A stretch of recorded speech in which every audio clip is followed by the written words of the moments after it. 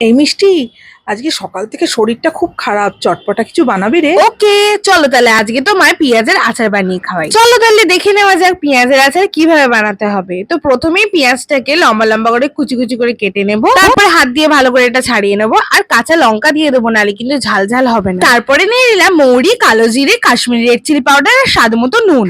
তেলটা ভালো করে গরম করে গ্যাসটা অফ করে দিয়ে মশলাগুলো তেলেতে দিয়ে দিলাম। তারপর মিক্সারটা একটু ঠান্ডা হলে পেঁয়াজ আর কাঁচা লঙ্কা কুচির উপর দিয়ে দিলাম। তারপরে দিয়ে নেব লেবু, যে যেরকম টক খেতে পছন্দ করো সেই রাম অনুযায়ী লেবু দিয়ে দিও। আমি এখানে একটা লেবু দিয়েছিলাম, যেহেতু মায়ের জ্বরের মুখ, তাই খেতে খুবই ভালো লাগবে। আর দিয়ে দিলাম ধনেপাতা, আর ভালো করে মেখে নিলাম। তারপরে আমি এখানে দিয়ে দিলাম চাট মশলা, আর দিয়েছিলাম একটু লঙ্কা গ্রেট করে, যাতে আর একটু ঝাল ঝাল আর টক টক খেতে লাগে। দেখো কি টেম্পটিং লাগছে না? এটা কিন্তু রুটি, পরোটা, ভাত সবকিছুর সঙ্গেই তোমরা খেতে পারবে। রেসিপিটা ভালো লাগলে ভিডিওটা লাইক, কমেন্ট এন্ড শেয়ার করে দিও, আর চ্যানেলটা সাবস্ক্রাইব করে দিও।